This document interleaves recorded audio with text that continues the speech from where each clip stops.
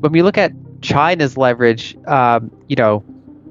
I wouldn't describe their trillion. They have roughly $1 trillion in U.S. Treasuries, more or less.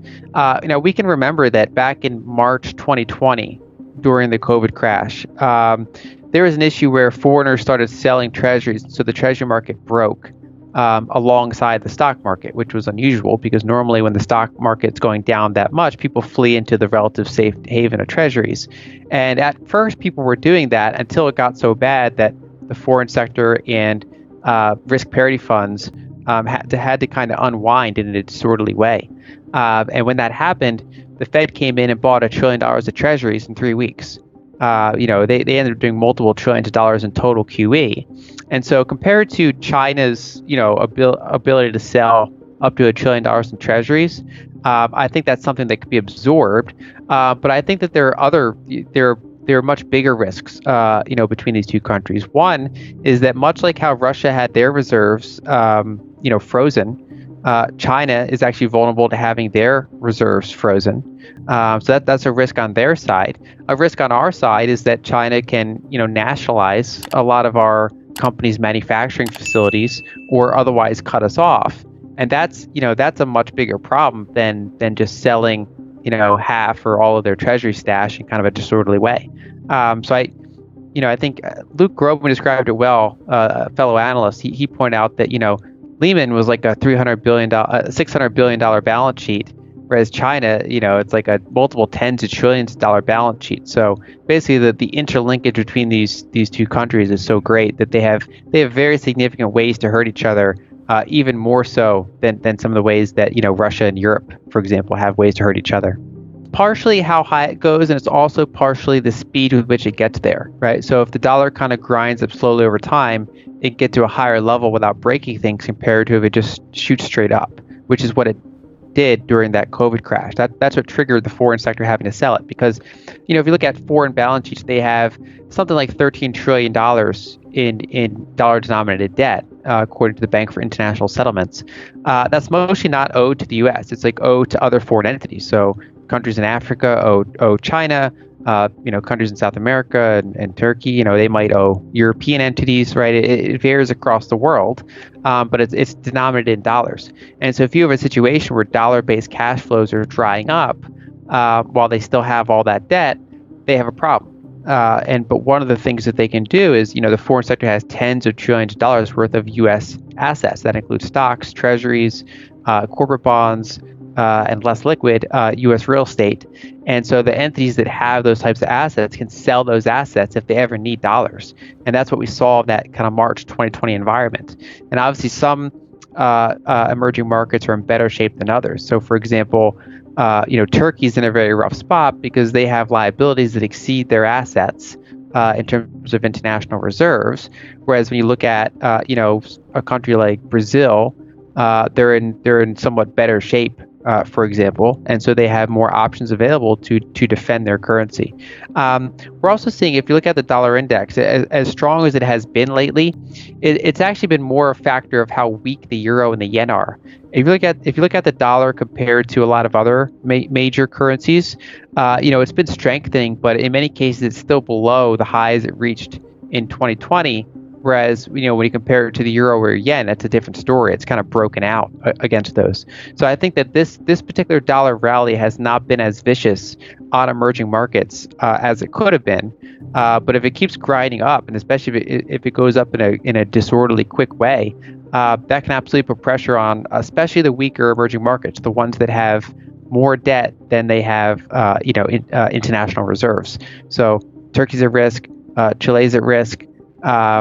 Argentina's at risk. Basically, there are a lot of these periphery countries, whereas I think other countries like China, Brazil, and places like that, they have somewhat more resiliency because they have significant reserves to offset their liabilities. Well, I think so. There's always a challenge in trying to determine tops and bottoms for anyone. I generally use kind of a dial in and dial out approach, meaning that if the market goes down significantly and sentiment turns very bearish and valuations improve, I generally put a little bit more chips on the table. I buy a little bit more equities. On the other hand, if we see a huge rally and kind of a euphoric peak, I trim some of my equities and get a little bit more defensive. And it's not necessarily that I'm trying to time the top or bottom specifically, but it's rather that I'm just risk managing and kind of allocating around the margins. And so the first half of this decline was mainly valuations. So earnings were still holding up well, but as interest rates rose very quickly, we saw downward pressure on a lot of valuations for different equities. The second half of the year, I think the bigger risk is the earnings side.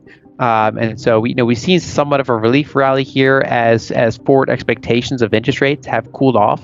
So that takes some of the pressure off of the valuation changes. But I think the key risk to watch going forward is earnings weakness.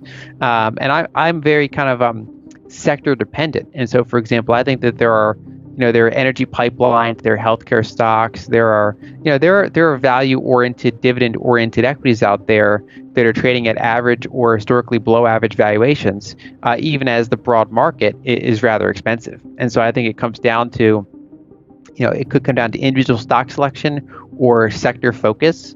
Basically, I do think there are opportunities out there, but I think that I'm kind of modeling this more like a wide band of volatility rather than kind of just a steep fall, right? Because we still have high inflation, we still have negative real interest rates, so it makes it challenging for investors to get too focused on bonds and cash. But I do think that there is another risk of another leg lower, specifically from the earnings side. So that's what I would watch is signs of earnings deterioration from major companies.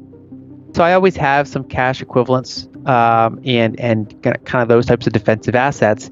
And like I said before, I kind of dial in it and dial it out a little bit based on market conditions. So I never go all to cash. I never drop my cash to zero.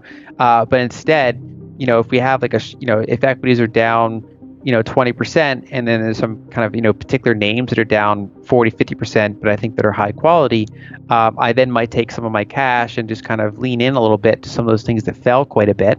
I've done a little bit of that this year, whereas when you see the opposite, when you see like a huge euphoric spike, I try to use that opportunity to take a couple chips off the table and build up my cash levels a little bit. So it's less about trading, and it's more about rebalancing and position management and kind of leaning in a slightly contrarian way to kind of the opposite of what the market's doing. So it's really challenging because there's human decisions involved, right? So that partially how it plays out, it depends on what Putin does, and then it also depends on what European leaders do.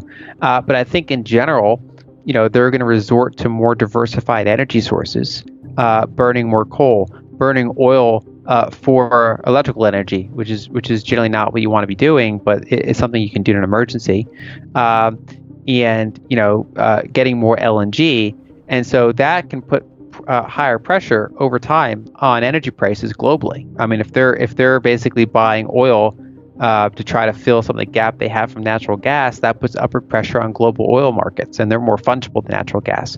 One of the reasons that natural gas can get such crazy prices over in Europe is because, unlike many other commodities, it's not very fungible.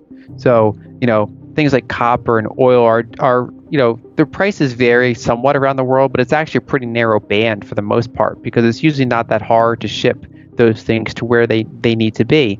Natural gas is a lot more challenging because in order to transport it long distances, you either need a pipeline, which obviously requires years of construction and a lot of capital expenditure and needs to be over land usually, or they can do LNG, liquefied natural gas. But the problem there is that the fleet is only so big, and the facilities that are required, it's a very complicated process. You have to hypercool it, and liquefy it, transport it, and then reverse the process. And that's a very expensive and limited capacity thing to do. So there's only so much LNG available at any given time, and so it's actually much harder to kind of close these price gaps for natural gas compared to just about any other commodity. And so I think that the basically the upward pressure that they're going to do is that by resorting to other commodities, especially oil and coal, it puts pressure on those markets. So I think it kind of ripples through the whole world in that sense.